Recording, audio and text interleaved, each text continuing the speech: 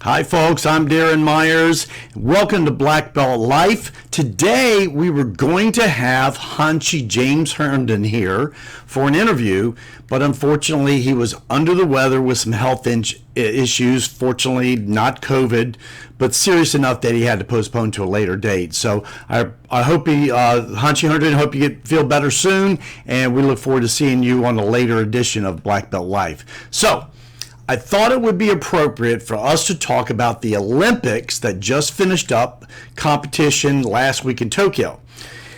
Please feel free to hit the chat button, the comments, to enter your comments or questions on the subjects.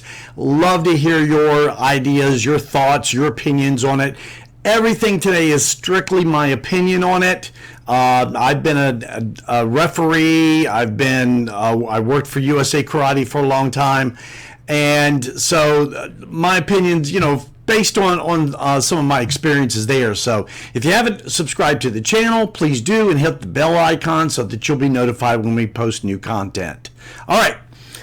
So for about 50 years now, karate has been trying to become an Olympic sport.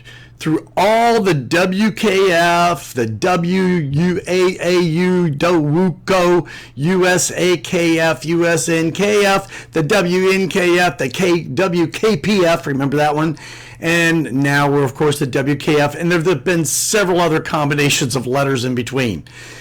Multiple organizations trying to control who was going to be in charge of the Olympics. Now, we missed 3 opportunities, 3 close calls of almost becoming an Olympic sport, and giving multiple bouts of depression that I went through when we missed those 3 chances as I was working with USA Karate. We finally have made it. And then a pandemic drops on top of us. So the events are postponed for a year, almost canceled another year, but we finally made it to the grandest sports stage of them all, the Olympics. And we're so happy, so proud. First and foremost, I just want to say congratulations to all of the athletes for everything they had to battle over the last year and a half with testing, masking, more testing, distancing, more testing, and still bringing their best game to the competition. Now, most of all, to our USA athletes, I just can't say enough about how proud and how happy I am for the 4 of you for getting that chance that people from my generation only dreamed of. I mean, seriously.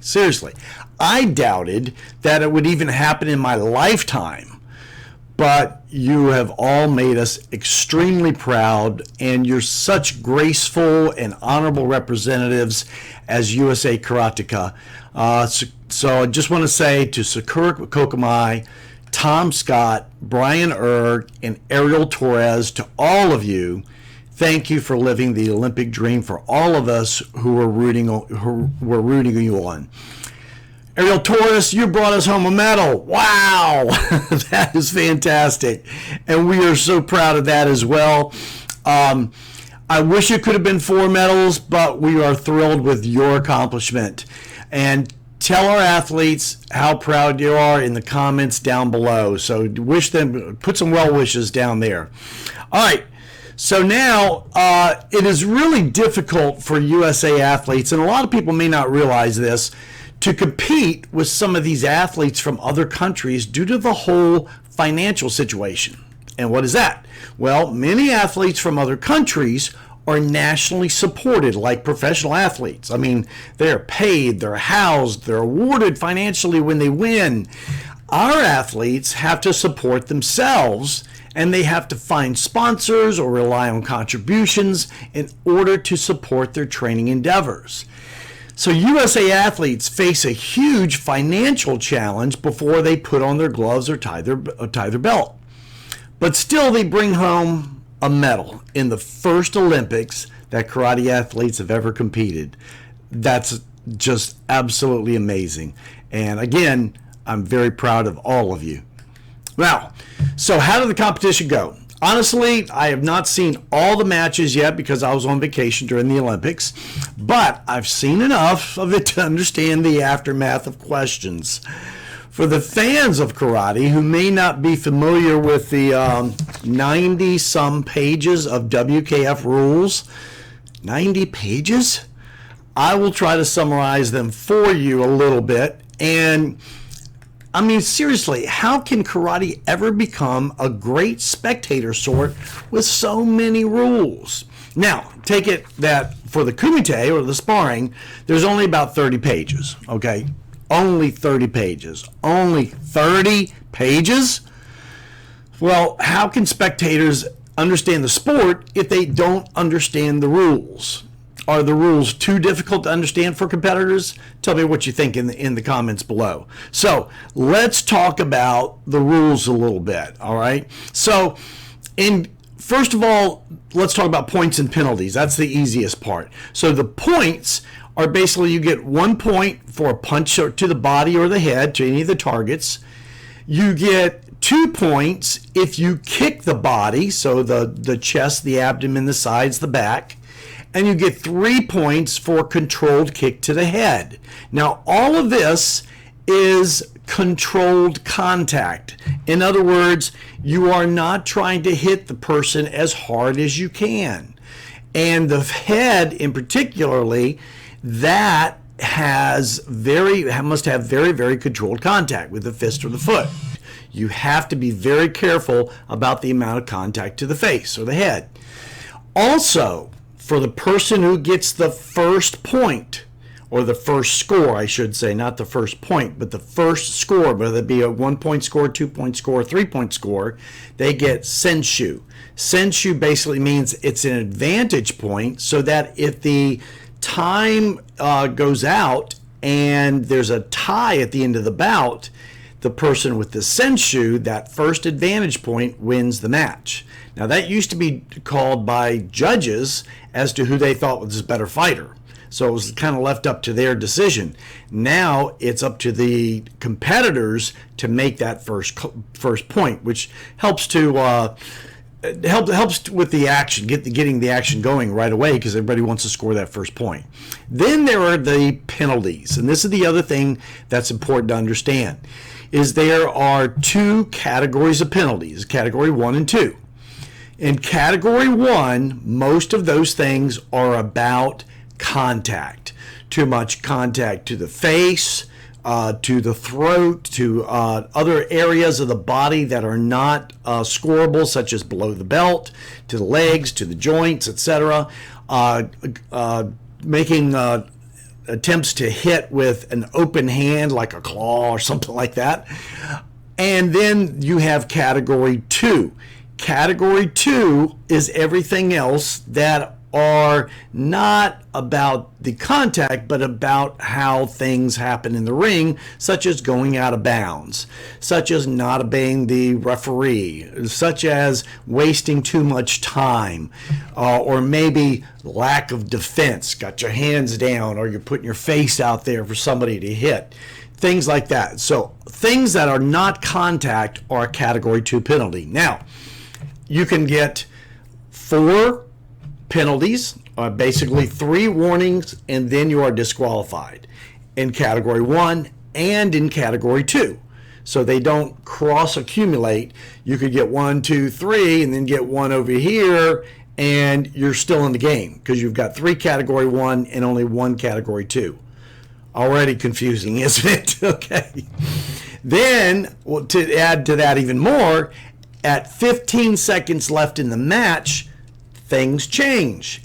If you make a category 2 penalty, it goes automatically to the third warning, which is Hansok Chui, and it doesn't matter if you've already had 1 or 2 or none, it goes to the third one, so that if you do it again, you're disqualified.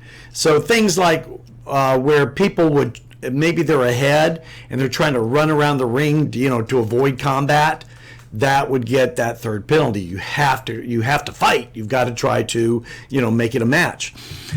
So so that just kind of gives you an idea of the the points and the penalties, a little bit of what's going on. Again, how are the spectators expected to know 30 pages of rules? And again, that's just the Kumite. Then there's another bunch of pages for the kata as well. All right. Well, let's talk about the matches and all. We want to start today, of course, with the ladies, because it's always ladies first. And when we talk about the ladies, talk about the kata. Sandra Sanchez is a beast. That lady is unbelievable. She has worked so hard, and she has done just a phenomenal job, and she won. She has definitely become the queen of kata for the Olympics and all. She won gold. The Kyo won from Japan, won the silver, and then Hong Kong and Italy, they won the bronze. So congratulations to Sandra Sanchez, and again, she is just absolutely a monster in the ring when it comes to doing that. Really a pleasure to watch. I do want to say that I was so proud of Sakura Kokamai. She worked so hard, and she was the only athlete who actually qualified to be in the Olympics in 2020. And then you had the three others that qualified for the 2021 Olympics once that had been postponed. So Sakura, she had already been working hard. She'd already, had her spot, and then she had to come around and do it again. And I'm sorry she didn't medal, but I know she did her best, and she tried her best.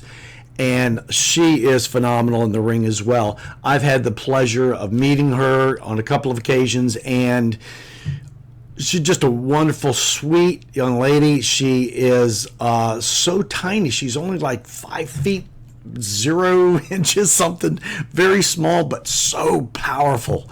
And she just did a phenomenal job and all. So we're really happy for her. Then in the men's individual kata, oh my gosh, this guy is incredible. You're talking about Ryo Kiyuna from Japan. He got the gold. Damian Quintero, who's been world champion from Spain, he got the silver, and then the bronze was shared by Turkey. And then our man from the United States, yes sir, Mr. Torres, got the bronze. And along with a gentleman from Turkey sharing the bronze as well. And again, extremely proud of him, extremely happy that the United States brought home a medal, and these guys just did a phenomenal job. Now, in the women's kumite, in the minus 55, and I'm not going to try to pronounce names, because these names, you got to buy a vowel sometime in there, okay? And I would just tear the names up. So Bulgaria took gold, Ukraine took silver, and Austria and Taipei took home the bronze. And then in the women's minus 61, you had Serbia take home the gold, China took home the silver, and Turkey and Egypt took home the bronze. Interesting layout of the winners there. Then in the plus 61 women's kumite, or sparring, Egypt took home the gold, Azerbaijan took home the silver, and the bronze was shared by Kazakhstan and China. Now, in the men's minus 67 kumite, all right, this is where it gets kind of interesting, to say the least, is you have first place Mr. Stephen DaCosta, who is an excellent fighter. He's from France, and France has an extremely strong karate program, yet they don't want karate in the Olympics in 2024. How does that make sense? I don't know.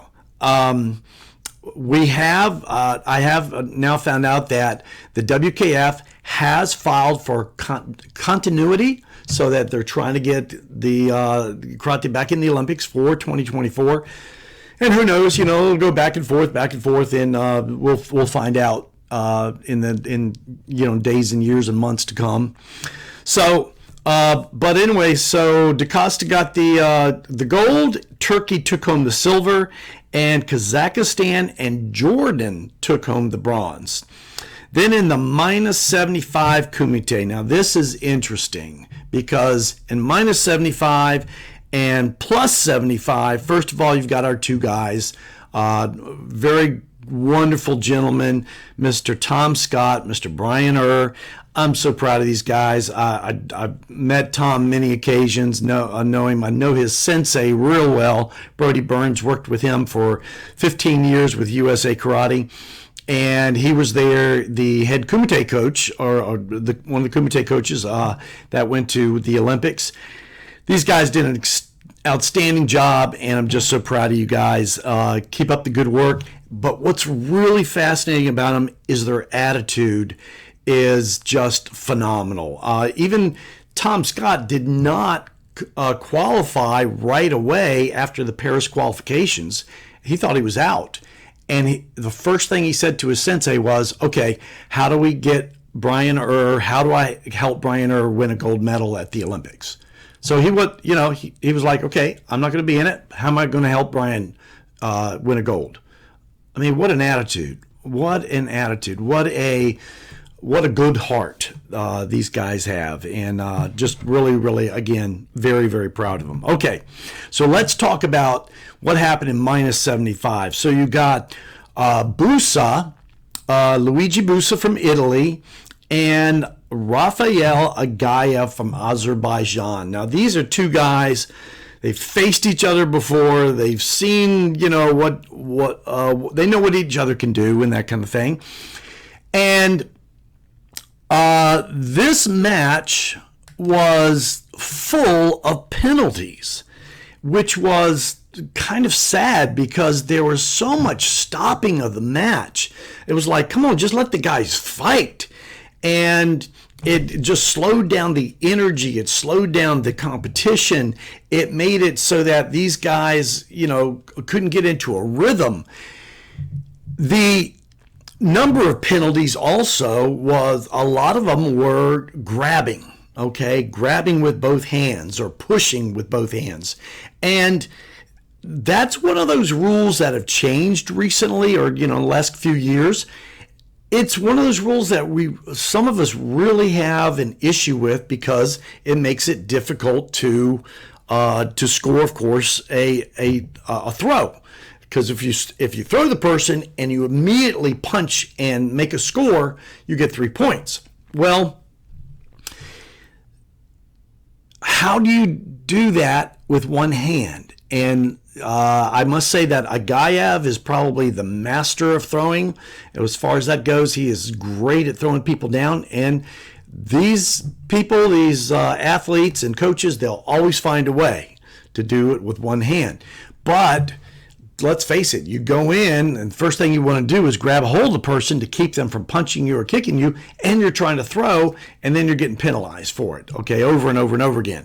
So that's a problem with the rules as well as that goes. And you just want to see the guys fight. I mean, look at MMA. MMA, man, they go in, they grab each other, take each other down, boom, boom, boom. The fight gets exciting. Well, in karate, they grab each other. You got to break it up. Grab each other, got to break it up. Kind of like boxing, but it just makes it, again, another penalty, another reason to have to stop the match and that type of thing. So that was disappointing as far as the match went. There was a lot of penalties in that match in particular. Now, then we get into, and by the way, as far as the bronze medal, it ended up Busa won the match over Agayev, which is, like I said, they've seen each other before. They fought each other before. I really thought this might be Agayev's year, but unfortunately it was not. But Busa did a good job as well. And the bronze was shared by Ukraine and Hungary. So that was a great thing for them. All right, now in the men's plus 75, the last final match for karate in the Olympics. Oh boy, here we go. The big guys, all right? Going for the gold. You had, again, forgive me if I destroy the name, Ganjade versus Ali Hamadeh, and they were going for the gold. Now, we all saw it. We all saw what happened, and it was a sad way for it to end. Ganjade from Iran, he got knocked out, and he got knocked out by a kick to the head.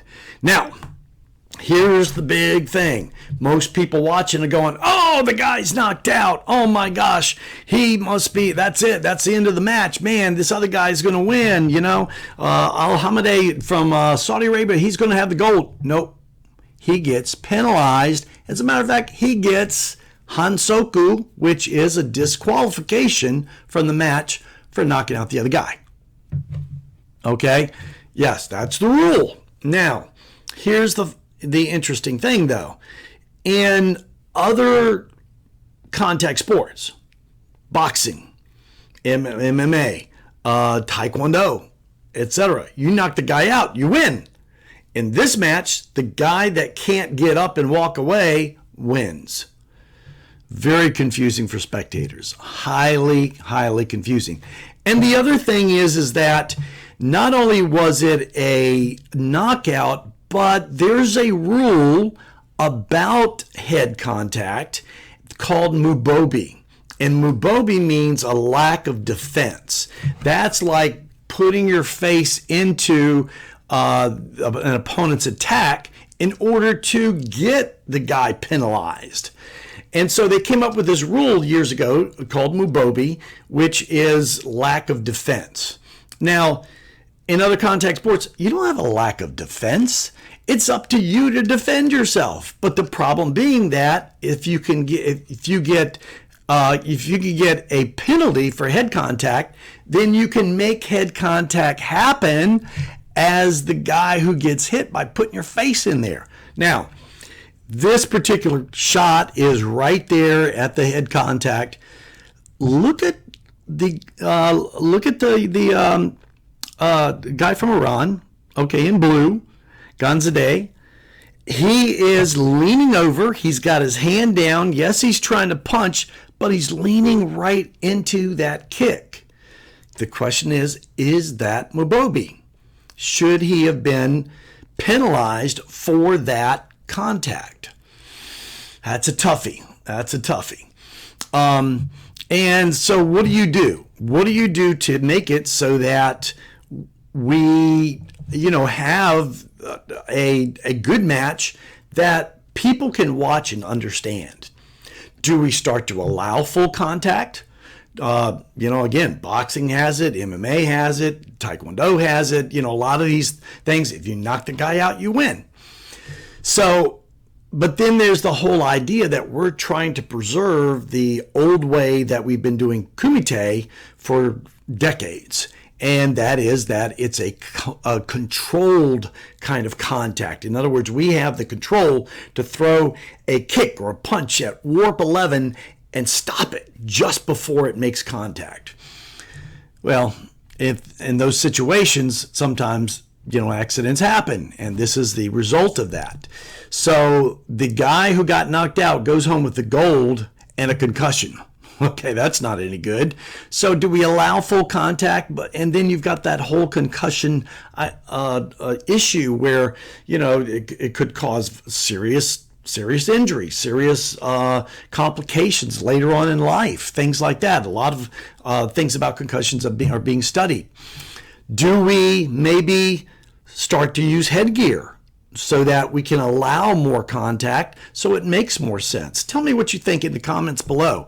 Should that person have won should he have won by getting knocked out? Should the other guy have won by making contact, though? All right. Hey, give me your opinion in the comments below there. So every adult world championships, senior world championships, they change the rules. They adjust them. They make changes to them and all. It took 30 years to decide who would be in charge so that we could get karate in the Olympics, but it took another 20 to decide what the rules should be. So it's not an overnight thing. The problem is you're never going to make everybody happy. Let's face it, rules are made to try to have a good match, have the safety of the opponents, and make it exciting for people to watch. But how do we do that when we're in a contact sport and we're not allowing contact? That's a good question there. So tell me what you think. Hopefully we will get the Olympics back again in Paris. And in the meantime, let's work together. Let's try to figure out how to make the rules better, how to make them easier to understand for the spectators, and workable for the athletes as well as the officials. So give me your comments and let me know what you think. I hope you've enjoyed this little talk about the Olympics and about the rules and everything. And if you would, hit that subscribe button over there. Okay, I think it's over there. Yeah, over there. No, maybe it's that side. Okay, it's over there. Anyway, hit that subscribe button, hit that bell icon, and we'll let you know when we are uploading more videos.